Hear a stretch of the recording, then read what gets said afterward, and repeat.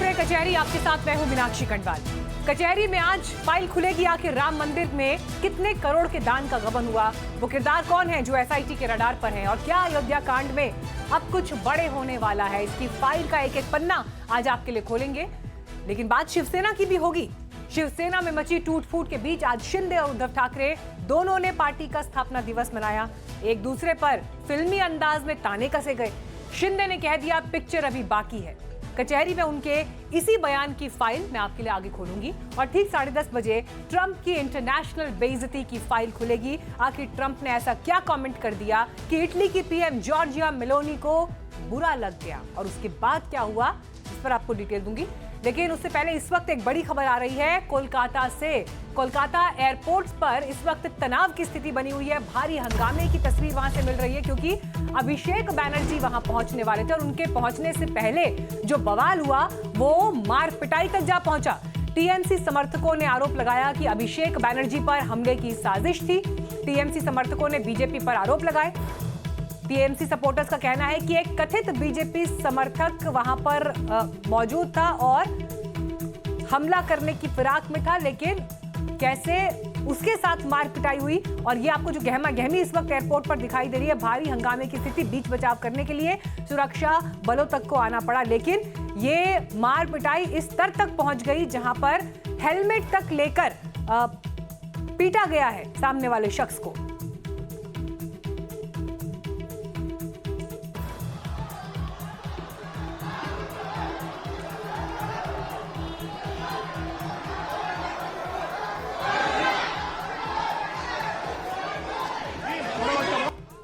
इस वक्त और जानकारी के साथ हमारे सहयोगी संतोष ठाकुर जुड़ गए हैं हमारे साथ। संतोष, हम एयरपोर्ट की तस्वीरें देख रहे हैं, जो हाथ में आया हेलमेट से मारा पीटा जा रहा है और बड़ी तनावपूर्ण स्थिति वहां पर बन गई। अभिषेक बैनर्जी कहां हैं और इस वक्त क्या स्थिति है वहां पर? देखिए, आज अभिषेक बैनर्जी सुबह दिल्ली के लिए रवाना दिए थे कोलकाता एयरपोर्ट से स्पीकर ओम बिरला के साथ बैठक करने के लिए। और ठीक 8 बज के कुछ मिनट पे उनकी जो प्राइवेट फ्लाइट है अभिषेक बैनर्जी की, वो कोलकाता के लिए रवाना हुई दिल्ली से। और ठीक 9:40 में उनकी फ्लाइट कोलकाता एयरपोर्ट रनवे पे आ पहुंची। उसके बाद जैसे ही अभिषेक बैनर्जी बाहर निकलेंगे, उसके पहले अभिषेक बैनर्जी के जितने भी समर्थक है, टीएमसी वर्कर हैं, वो एयरपोर्ट पे पहुंच गए थे। और उसके साथ ही साथ कुछ ऐसा कहा जा रहा है कि टीएमसी कार्यकर्ताओं की तरफ से कहा जा रहा है कि बीजेपी का एक आदमी और एक औरत एक वैगनर गाड़ी पे आए थे और हाथ में अंडे का ट्रे लेके आए थे और अंडे फेंकने वाले थे अभिषेक बैनर्जी के ऊपर जब अभिषेक बैनर्जी एयरपोर्ट के बाहर आते। इससे पहले उस आदमी को पहचाना गया, वो बीजेपी कार्यकर्ता है, ऐसा टीएमसी कार्यकर्ता कह रहे हैं। उसके बाद उनके हाथों से ये अंडे का ट्रे और अंडा छीन लिया गया बीजेपी कर्मी के हाथों से। उसके बाद तृणमूल के जो टीएमसी के जो कार्यकर्ता थे वो उस आदमी को पकड़कर मारने लगे और साथ में उस आदमी के अर्थात उस बीजेपी कर्मी के साथ एक औरत भी थी, उसको भी पकड़ के मारने लगे। और कई संख्याओं में टीएमसी के कार्यकर्ता पहुंचे थे एयरपोर्ट के गेट नंबर 3 और 3B के बगल में। वहां पर देखा गया कि टीएमसी के कार्यकर्ताओं के तरफ से उस बीजेपी कार्यकर्ता के ऊपर मारपीट किया गया। वहां पर ऐसा ही विजुअल देखा जा रहा है जब अभिषेक बैनर्जी लगातार हम दिखा रहे हैं। लेकिन धन्यवाद संतोष आपका इस जानकारी के लिए। आपसे अपडेट्स आगे लेते रहेंगे।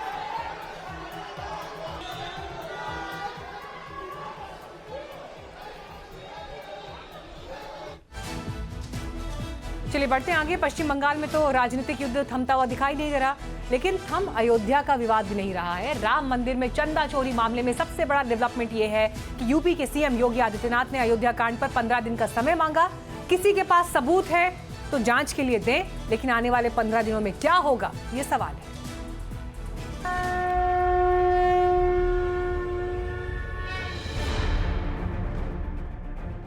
अयोध्या यानी जिसे युद्ध में जीता ना जा सके। अयोध्या इन दिनों एक नए तरह के युद्ध में है, लेकिन अपने नाम के अनुरूप ये युद्ध किसके लिए अजेय रहेगा ये अभी भविष्य का सवाल है। मगर अयोध्या के नाम पर इन दिनों एक बड़ा राजनीतिक तूफान खड़ा हो गया है, और वो भी ऐसे समय में जबकि उत्तर प्रदेश में चुनावी युद्ध को महज कुछ ही महीने बाकी रह गए हैं। कोई भी होगा बचेगा नहीं, यह सुनिश्चित है। जिस प्रदेश में नौकरी रोजगार के लिए आईआईटी बनना था, वहाँ एसआईटी बन रही है। डबल इंजन की डबल टंकी है। कितना भ्रष्टाचार हो रहा है।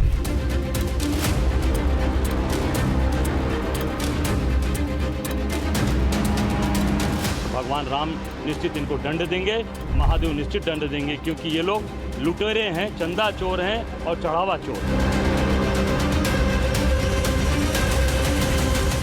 अयोध्या पर एक दिन पहले श्री राम मंदिर निर्माण समिति के अध्यक्ष नृपेंद्र मिश्रा का बयान आना, पीएम मोदी के पूर्व प्रधान सचिव का ये बताना कि अयोध्या प्रकरण से पीएम चिंतित हैं, उसके बाद मुख्यमंत्री योगी आदित्यनाथ का आज अयोध्या जाना, अयोध्या दौरे पर सीएम योगी का चंपत राय से दूरी बनाए रखना, आखिर ये इतनी सारी हलचलें किस तरफ इशारा कर रही हैं? राम मंदिर में चढ़ावे में गबन के मामले में आगे क्या होने जा रहा है?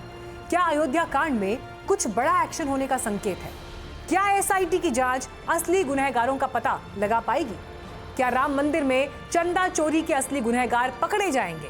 और क्या इस घटना से सबक लेते हुए राम मंदिर में चंदे और चढ़ावे की व्यवस्था में आमूलचूल परिवर्तन का फैसला हो सकता है? तो ऐसे बहुत से सवाल हैं जो इस वक्त लोगों के जहन में घूम रहे हैं। इन सवालों के बीच मुख्यमंत्री योगी आदित्यनाथ ने अयोध्या पहुंचकर आम लोगों और राम भक्तों को यह आश्वस्त करने की कोशिश की कि किसी को भी बख्शा नहीं जाएगा। योगी आदित्यनाथ ने कहा, एसआईटी की रिपोर्ट आने तक कोई बयानबाजी ना करें, बयानबाजी से जांच प्रभावित होती है, अगर कोई अपराधी है तो बचेगा नहीं। हम लोगों ने ट्रस्ट के अनुरोध पर एसआईटी जांच बिठाई है और मैं उन्हें इस बात के लिए कह सकता हूं कि एसआईटी जांच दूध का दूध और पानी का पानी करके रहेगी, उसमें कोई संदेह नहीं। अगर किसी के पास कोई डॉक्यूमेंट्री प्रूफ है वे कृपया एसआईटी को उपलब्ध करवा दें, वे एसआईटी को दे दें, एसआईटी जांच करके देगी। 15 दिन और देख लें, इंतजार कर लो, चिंता मत करो। तो मुख्यमंत्री ने अयोध्या कांड की जांच के लिए 15 दिन का समय मांगा है, लेकिन सवाल यह है कि 15 दिन में क्या हो जाएगा? क्या इन 15 दिनों में एसआईटी असली गुनहगारों पर शिकंजा कस देगी? क्या राम मंदिर के दान में गबन करने वाले इन 15 दिन में सलाखों में होंगे? इन सवालों का जवाब मिलना बाकी है और एसआईटी को हर हाल में जवाब ढूंढना ही पड़ेगा, क्योंकि बात अब अयोध्या तक सीमित नहीं है। बात अब राम मंदिर तीर्थ ट्रस्ट तक भी नहीं रही और ना ही यूपी सरकार के लेवल तक की रह गई है। ये बात ऊपर तक पहुंच चुकी है। पीएम मोदी के पूर्व प्रधान सचिव और राम मंदिर निर्माण समिति के अध्यक्ष नृपेंद्र मिश्रा एनडीटीवी इंडिया को दिए एक इंटरव्यू में बता चुके हैं कि खुद प्रधानमंत्री मोदी भी दान में गबन के आरोपों से चिंतित हैं। प्रधानमंत्री जी की चिंता है। चिंता दो प्रकार से होती है। एक तो यह है कि चिंता कोई चीज़, एक धनराशि गायब हुई है, उसकी चिंता है। श्रद्धालु का पैसा है, उसकी चिंता है। उनकी एक यह भी चिंता है कि यह तो बिल्कुल से चरमराई हुई व्यवस्था है, इट्स अ ब्रोकन सिस्टम, और इस ब्रोकन सिस्टम को वह कैसे एक हेल्दी सिस्टम में कन्वर्ट कर पाएंगे। राम मंदिर तीर्थ ट्रस्ट के जिन बड़े पदाधिकारियों की जवाबदेही की तरफ नृपेंद्र मिश्रा ने इशारा किया, उन्हें आज सीएम योगी आदित्यनाथ के अयोध्या दौरे से दूर रखा गया। ना श्री राम जन्मभूमि तीर्थ क्षेत्र ट्रस्ट के महासचिव चंपत राय को बुलाया गया, ना सदस्य डॉक्टर अनिल मिश्रा को बुलाया गया और ना ही व्यवस्थापक गोपाल राव को ही आने दिया गया। और यह अपने आप में एक बड़ा संदेश था। वैसे यूपी सरकार की बनाई एसआईटी राम मंदिर ट्रस्ट से जुड़े लोगों से गहन पूछताछ भी कर रही है। एसआईटी ने ट्रस्ट के सदस्य डॉक्टर अनिल मिश्रा को चेन्नई से तलब कर कई घंटे की पूछताछ की। इनके अलावा एक बार फिर से ट्रस्ट के व्यवस्थापक गोपाल राय, महासचिव चंपत राय के पूर्व ड्राइवर टिन्नू यादव और राम मंदिर के पुजारी से भी पूछताछ की गई। सूत्रों के मुताबिक पुजारी से एसआईटी ने पूछा, हीरा जड़ित हार और चरण पादुका कहाँ गई? पुजारी ने जवाब दिया, हार और चरण पादुका भगवान को पहनाने के बाद टिन्नू यादव को वापस कर दिए थे। टिन्नू यादव से पूछा गया, क्या हीरा जड़ित हार और चरण पादुका आपके पास है? टिन्नू यादव ने जवाब दिया, उनको गलाकर ईंट बना दी गई थी। सूत्रों के मुताबिक एसआईटी ने उन कृष्णदेव तिवारी से भी पूछताछ की जिनके पास आभूषण का जिम्मा होता है। एसआईटी ने कृष्णदेव तिवारी से पूछा, सोने की ईंट की जो बात टिन्नू यादव बता रहे हैं वो कहाँ है? कृष्णदेव तिवारी ने कहा, मेरे पास न सोने की ईंट है और ना ही कोई रस्सी। तो इस पूरे मामले में रहस्यों की धुंध इसलिए गहरा रही है जिसे हीरे और सोने जड़े हुए हार और सोने की चरण पादुका को लेकर एसआईटी ने पूछताछ की है, उसे 4 जून 2025 को गुजरात के जाने माने हीरा व्यापारी मुकेश पटेल ने दान दिया था और वो दान चार्टर्ड प्लेन से अयोध्या लाया गया था। लेकिन अब कोई नहीं बता रहा कि वो हीरे और सोने के हार कहां गए। कोई नहीं बता रहा कि रामलला को चढ़ाई गई, दान की गई सोने की चरण पादुका कहां गई। तो अगर आप ये सोच रहे हैं कि राम मंदिर में चढ़ाया हुआ आपका 50, 100, 500, 1000 रुपए की चढ़ावे के साथ खेल हो गया, तो आपको बता दें कि सिर्फ यही नहीं हुआ है। राम मंदिर में दान का गबन सिर्फ नकदी के रूप में नहीं हुआ, बल्कि चढ़ावे में आई हर चीज जैसे सोना, चांदी, हीरे, जवाहरात, आभूषण, ये सब शक के दायरे में है। और इसीलिए एसआईटी मंदिर में चढ़ावे की संग्रह, उसकी गिनती और बैंक में जमा करने की पूरी प्रक्रिया की बारीकी से जांच कर रही है। लेकिन सबसे बड़ा लूप होल तो चढ़ावे की गिनती में ही है, क्योंकि जहां चढ़ावे की या दान की गिनती की जाती है, वहां लगे सीसीटीवी कैमरों की फुटेज एक निश्चित समय तक ही सुरक्षित रखी जाती है। उस रिकॉर्डिंग को बचाए रखने की कोशिश नहीं की गई, जबकि उसके लिए ट्रस्ट को मामूली सा खर्च करना पड़ता। तो 45 दिन की सीसीटीवी देखी गई, जो इन्वेस्टिगेशन एक्सपर्ट तो नहीं, लेकिन जो ट्रस्ट के लोग थे उन्होंने देखा। जब घटना की पता लगी तो कुछ उसमें संकेत मिल रहे हैं कि धनराशि का आना जाना बॉक्स में बंडल बना करके जहां हिसाब होता है, वहां की बजाय व्यक्ति विशेष अपने पास रख रहा है। तो जो दान रामलला के नाम पर आम लोगों से लेकर सेठ लोगों तक ने दिया, वो किसी और की जेब में चला गया। और सबसे ताज्जुब की बात यह है कि अंधेर गर्दी भगवान के दर पर की गई। जाहिर है इसमें बहुत से लोगों की मिलीभगत होगी। अभी तक तो कई कर्मचारियों, सेवादारों और चढ़ावे की गिनती प्रक्रिया से जुड़े लोगों से ही पूछताछ की गई है, लेकिन न जाने इस गुनाह के तार किन किन बड़े लोगों तक जुड़े हों। एसआईटी जांच उन्हें बेनकाब कर पाएगी या नहीं, ये देखना होगा। वैसे सीएम योगी आदित्यनाथ ने 15 दिन इंतजार करने को कहा है। लग रहा है कि इस अयोध्या कांड में अब कुछ ना कुछ तो होकर ही रहेगा। आज सीएम योगी आदित्यनाथ का अयोध्या में होना और उनके साथ ट्रस्ट के पदाधिकारियों का ना होना, चंपत राय का ना होना, ये अपने आप में बड़ा मैसेज है। लेकिन संत समाज से लेकर आम राम भक्त तक के मन में ये चिंता जरूर है कि कहीं चंदे में धोखाधड़ी का सच सामने आ पाएगा या नहीं। अब से कुछ देर पहले मैंने वीएचपी, सपा, कांग्रेस और हिंदू महासभा के प्रतिनिधियों से बात की। आदित्यनाथ ने आज ये कहा है वहां से कि अगर किसी के पास कोई प्रूफ है तो जांच में हेल्प भी कर सकते हैं, मदद कर सकते हैं। देखिए, हम तो कह रहे हैं कि मेरी बात सुनिए। मैं तो ये कहता हूं कि सरकार को चाहिए था कि एक उच्च स्तरीय हमारे जो जस्टिस होते हैं, चाहे हाई कोर्ट, सुप्रीम कोर्ट के जस्टिस के माध्यम से इसकी इंक्वायरी करवानी चाहिए थी और इसकी गहन इंक्वायरी करवानी चाहिए थी, क्योंकि ये प्रभु का मामला है, ये हमारी आस्था से जुड़ा मामला है, राम भक्तों का मामला है। अगर इसकी इंक्वायरी सही तरीके से होगी तभी सही मायने में मुझे लगता है कि इसकी बात होगी। आपको भरोसा है जो बात कह रहे हैं यहाँ पे अनुराग जी, या एसआईटी की जांच का वेट करेंगे पहले? देखिए, सभी के अंदर वेदना तो होगी ही, स्वाभाविक है, मंदिर का विषय है। लेकिन इसमें हमें विश्वास है कि मुख्यमंत्री जी ने जो बनाया है, एसआईटी का गठन किया है, तो एसआईटी जरूर दूध का दूध, पानी का पानी करेगा, क्योंकि निश्चित रूप से उसमें कोई बक्सा तो नहीं जाना चाहिए। और बाकी तो सब दुनिया के सामने सब कुछ है और ये पहली घटना नहीं है, कई बार हो चुका, तो इसलिए इस पे विराम लगने चाहिए। अमितोष पारिक जी, हिंदू समाज, संत समाज का जिक्र यहाँ पर अभी चक्रपाणी जी कर रहे हैं, लेकिन जो सवाल मैंने उनसे भी पूछा था कि अगर राज्य में आज समाजवादी पार्टी की सरकार होती तो क्या वीएचपी का ये रिएक्शन होता जैसा रिएक्शन अभी हमको दिखाई दे रहा है? इतनी नरमी क्यों है रिएक्शन में? वीएचपी तो इस स्वभाव के लिए ही नहीं जानी जाती है सर। मीनाक्षी जी, आप बोले मैं एग्रेसिव हो जाता हूँ, आप बोले तो मैं लड़ भी लेता हूँ, आप बोले तो मैं ओवरलैप कर लेता हूँ, पर उससे होगा क्या end of the day debate में? क्या उससे राम भक्त जो आपकी डिबेट को सुन रहे हैं मैं डिबेट में आपके बर्ताव की बात नहीं कर रही हूँ, मैं डिबेट में बर्ताव की बात नहीं कर रही हूँ, मैं संगठन के बर्ताव की बात कर रही हूँ।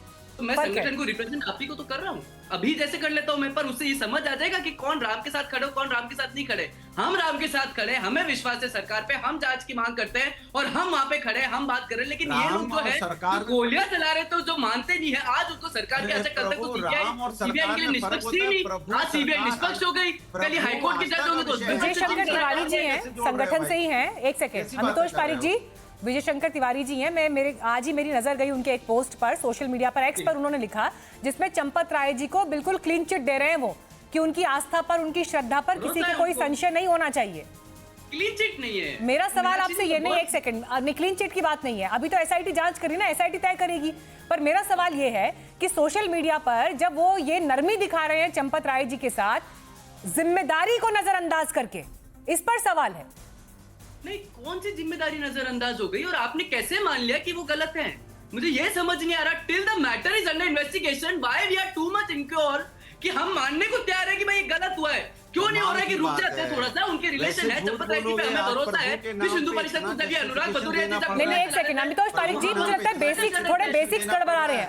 अमितोष जी, बेसिक्स गड़बड़ा रहे हैं थोड़े से। मुझे बताइए, प्रथम दृष्टया किसी भी इन्वेस्टिगेशन का नतीजा सामने आएगा, प्रथम दृष्टया क्या दिखाई दे रहा है? शिकायत आने के बाद अगर ये दिखाई दे रहा है कि जो उनके ड्राइवर हैं, उस ड्राइवर का रोल वहां पर क्या है, जहां पर ये दिखाई दे रहा है कि 8-8, 10-10 हजार जिनकी सैलरी है, उनके पास कितनी प्रॉपर्टीज आ गई हैं, उनके पास क्या क्या सामान आ गया है, तो ये प्रथम दृष्टया आपको यहाँ पर गड़बड़ नहीं दिखाई दे रही है? मैं फिर भी कह रही हूँ कि अंतिम जांच का इंतजार करेंगे, लेकिन आपने बड़े हल्के से कह दिया सर कि हमने कैसे मान लिया उनको जिम्मेदार। इस पर सवाल है। ये है इनका। अभी अनुराग जी बोलेंगे तो फिर मैं बोल नहीं पाऊंगा। नहीं, आप मेरे सवाल का जवाब दीजिए। नहीं पा रहे हैं। मीनाक्षी जी, क्या है, बेसिक आपके थोड़े से गड़बड़ा गया। शिकायत कभी हुई नहीं थी जब तक एसआईटी जांच की गठित नहीं हुई थी। सिर्फ बातें थी, सब अफवाह थी, सब सड़कों पे था, सब जांच का विषय। तो जब एसआईटी उसके बाद कोई एफआईआर कराने जाता है तो कोई कंप्लेंट कराने जाता है। महिपाल सिंह का नाम लेते, महिपाल सिंह ने आज तक कोई कंप्लेंट नहीं कराई। संतोष दुबे को और अनुराग भदौरिया जानते नहीं थे, संतोष दुबे ने आज तक कोई कंप्लेंट नहीं कराई। मुझे लगता है कि हमारे आज भी भरोसा है चंपत राय जी पे। जिस तरह से उन्होंने संघर्ष कराया, राम जन्मभूमि के लिए लड़े, ये तो गोलियां चलता रहे थे और वो खड़े थे। तो हमें जांच का वेट करना चाहिए। अमितोष पारिक जी, किसी की निजी छवि पर सवाल नहीं है यहाँ पर। एक सेकंड, किसी की निजी छवि पर सवाल नहीं कि उनकी निजी छवि क्या है। सवाल जिस पद पर वो बैठे हैं उससे जुड़ी जिम्मेदारी का है। कोई नहीं कह रहा कि पैसा लेकर अपने घर में गए हैं वो। सवाल इस बात का है कि उनके अंडर जो सिस्टम चल रहा था, उस सिस्टम को लेकर उनकी क्या जिम्मेदारी थी, इस पर सवाल पूछे जा रहे हैं। और हर व्यक्ति जो पद पर बैठा है उससे ये सवाल पूछा जाएगा। हाँ, पूछना चाहिए, बिल्कुल पूछना चाहिए। और बल्कि पहले तो वीएचपी को पूछना चाहिए था।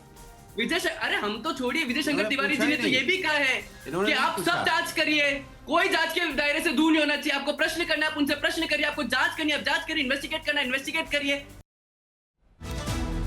तो नाराजगी अपनी जगह, सवाल अपनी जगह, लेकिन जांच अपनी जगह। अयोध्या में राम मंदिर में दान पात्र से निकाले गए पैसे, सोने, चांदी और चढ़ावे के दूसरे कीमती सामानों को गिनने की जो प्रक्रिया है, शक के घेरे में है।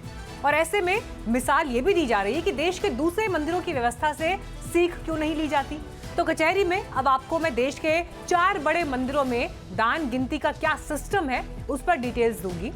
देश के बड़े मंदिरों में से एक है तिरुपति बालाजी मंदिर। यहाँ दान की गिनती सीसीटीवी कैमरों की निगरानी में होती है और इस काम में स्थायी कर्मचारी लगाए जाते हैं।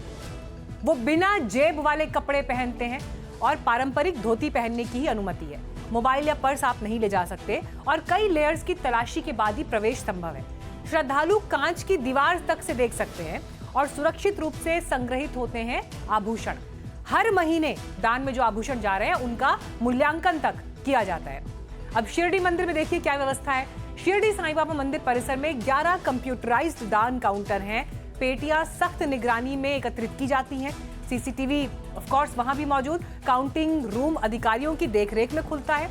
दान पात्र गिनती वाले कर्मचारी अलग अलग विभागों से आते हैं और बिना जेब वाले कपड़े पहनते ताकि कुछ भी कैरी ना किया जा सके। नोटों की गिनती बुलेट प्रूफ ग्लास वाले कमरे में होती है। नकद और सामान के दान की रसीद तुरंत दी जाती है, जैसा कि राम मंदिर के केस में नहीं दिखाई दे रहा। जिन्होंने सोना दान किया, सोने के आभूषण या चांदी के आभूषण दिए, उनके पास रसीदें नहीं है। और ऐसे में आप भी इंश्योर करिए कि जब आप आभूषण दान कर रहे हैं तो रसीद आपको मिले मंदिर से। इसके अलावा दूसरे दान की रसीद भी 15 दिन के भीतर शिरडी में ये व्यवस्था है, डाक के जरिए आपको मिलती है। मंदिर के घाटों का ऑडिट सरकारी एजेंसी करती है, कोई थर्ड पार्टी नहीं जिसका कोई भी अकाउंटेबिलिटी ना हो। देश के बड़े मंदिरों में से एक है वैष्णो देवी मंदिर। सभी दान काउंटर पूरी तरह कंप्यूटराइज्ड हैं। श्राइन बोर्ड के प्रशिक्षित कर्मचारी देखते हैं। कैश या सामान की गिनती के लिए टीम सीसीटीवी की निगरानी में काम करती है। दान देने वालों को कंप्यूटराइज्ड दान की रसीद दी जाती है। 100 से ज्यादा दान पात्र यहाँ पर रखे गए हैं। दान पेटियां नियमित खोली जाती हैं और बोर्ड के सीनियर मेंबर्स की निगरानी में ही ये पूरी काउंटिंग की जा सकती है। राजस्थान का संवलिया सेठ मंदिर, यहाँ पर भी तय समय पर दान पात्र खुलते हैं। दान की गिनती एक खुले हॉल में श्रद्धालुओं के सामने होती है, पूरी ट्रांसपेरेंसी। बैंक और प्रशासनिक अधिकारी भी उस समय मौजूद रहते हैं। सोने और चांदी का अलग रिकॉर्ड तैयार होता है, यानी कैश से अलग। चढ़ावे की जानकारी ये पब्लिक करते हैं, यानी सबके सामने इसे रखा जाता है। तो ये सारी व्यवस्थाएं इसी देश के मंदिरों में मौजूद हैं। आपको कहीं बाहर जाने की जरूरत नहीं है। यहीं के मंदिरों में दान और चंदे के अपने अपने कामयाब मॉडल्स हैं। तो राम मंदिर में दान की गिनती की प्रक्रिया को अब कम से कम खुद में एक मॉडल होना ही चाहिए। पहले भी होना चाहिए था, लेकिन ऐसा हुआ नहीं। और आज आलम यह है कि भगवान के दर पर ऑडिट हो रहा है। बहरहाल, अगर हम बात राजनीति की करते हैं तो टूट फूट और दल बदल के मामले में एक मॉडल शिंदे मॉडल भी है। शिंदे मतलब एकनाथ शिंदे। उन्होंने उद्धव ठाकरे वाली शिवसेना के भीतर जैसे खलबली मचाई हुई है और उसकी गूंज महाराष्ट्र से लेकर दिल्ली तक सुनाई दे रही है। अगर उनका मौजूदा सियासी ऑपरेशन कामयाब रहा तो वो एनडीए में बार्गेनिंग की स्थिति में आ जाएंगे।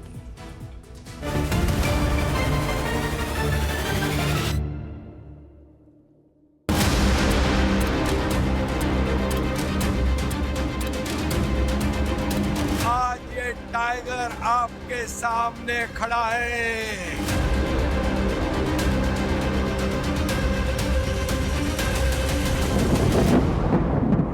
राजनीति में एक कहावत बड़ी मशहूर है, शेर जब 2 कदम पीछे खींचता है तो वो डरता नहीं है, वो झपट्टे की तैयारी कर रहा होता है। महाराष्ट्र की सियासत पे पिछले कुछ महीने से जिस नेता को कमजोर मानकर हाशिए पर धकेलने की स्क्रिप्ट लिखी जा रही थी, आज वही नेता दिल्ली से लेकर मुंबई तक का पूरा राजनीतिक तराजू पलटता दिखाई दे रहा है। नाम है एकनाथ शिंदे।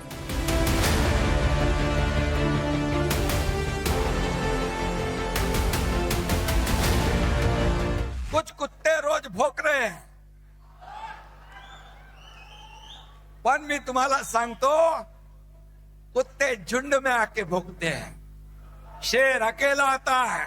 कुत्ते भोंकते रहते हैं, टाइगर शिकार करता है, और कुत्ते भोंकते रहते हैं और टाइगर दहाड़ता है।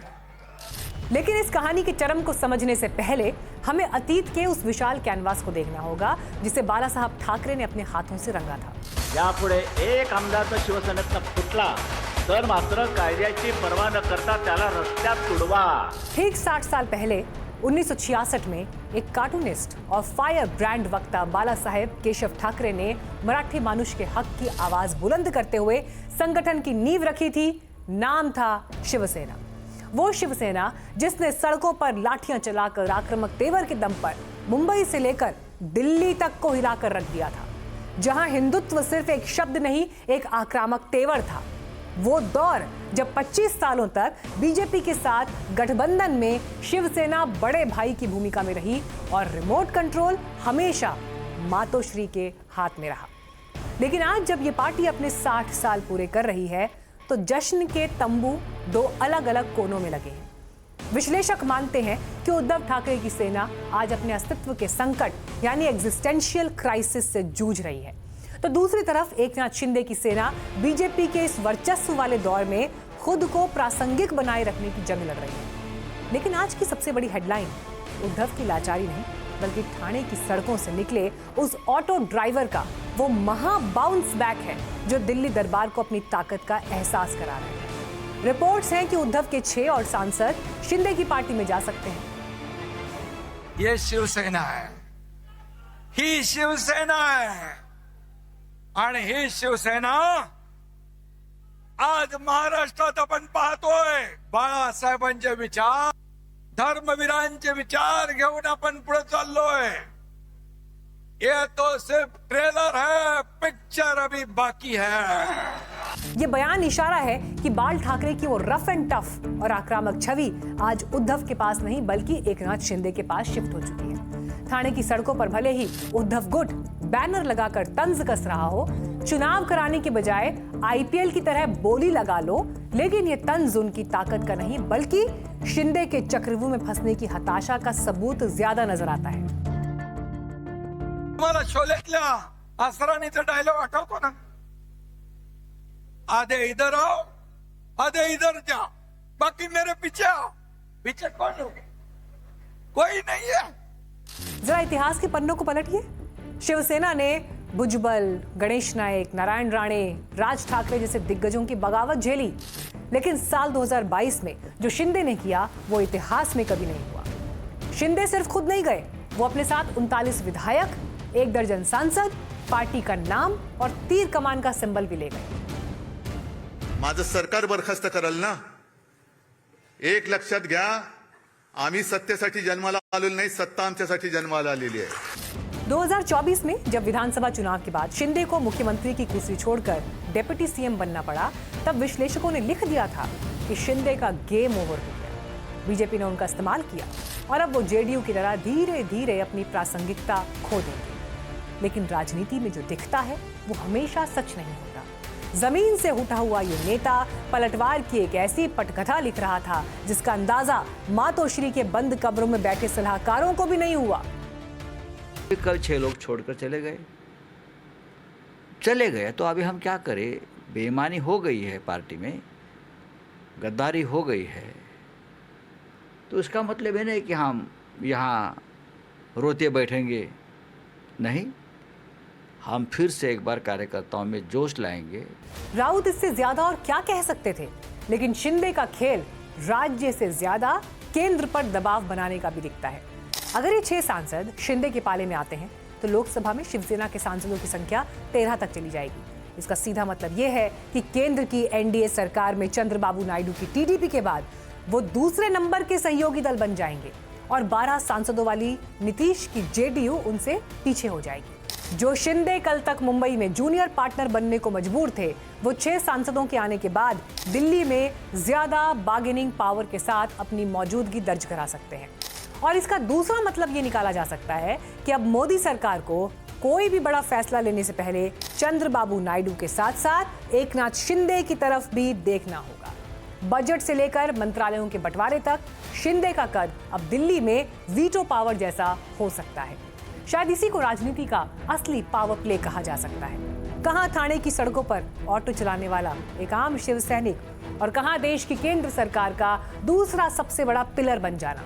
शिंदे ने यह साबित कर दिया है कि वफादारी और जमीनी पकड़ की सियासत को महलों में बैठकर हराया नहीं जा सकता। उद्धव ठाकरे के पास भले ही ठाकरे सरनेम की विरासत बची हो, लेकिन बाल ठाकरे की पावर पॉलिटिक्स और दिल्ली को अपनी बात सुनाने की ताकत आज एकनाथ शिंदे अपने हाथों में लेते दिखने लगे हैं। सीएम से डिप्टी सीएम यानी हाशिए से उठकर सीधे दिल्ली के सिंहासन को प्रभावित करने का ये बाउंस बैक महाराष्ट्र की राजनीति की दशा दिशा दोनों बदल सकता है।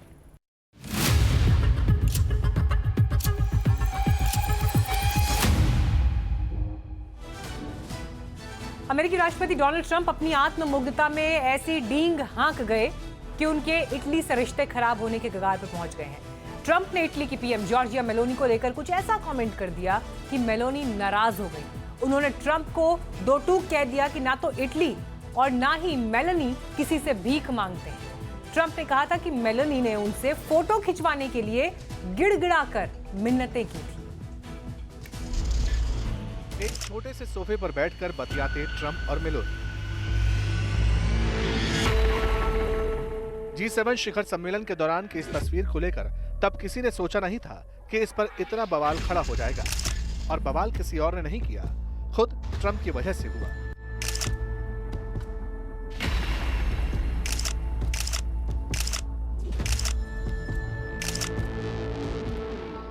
ट्रंप ने एक इंटरव्यू में कहीं कह दिया कि मेलोनी ने G7 शिखर सम्मेलन में मेरे साथ तस्वीर खिंचवाने के लिए मिन्नतें की थी। मुझे उन पर तरस आ गया, इसलिए मैंने तस्वीर खिंचवाई। ट्रंप का यह बयान सुनते ही इटली के प्राइम मिनिस्टर जॉर्जिया मेलोनी आग बबूला हो।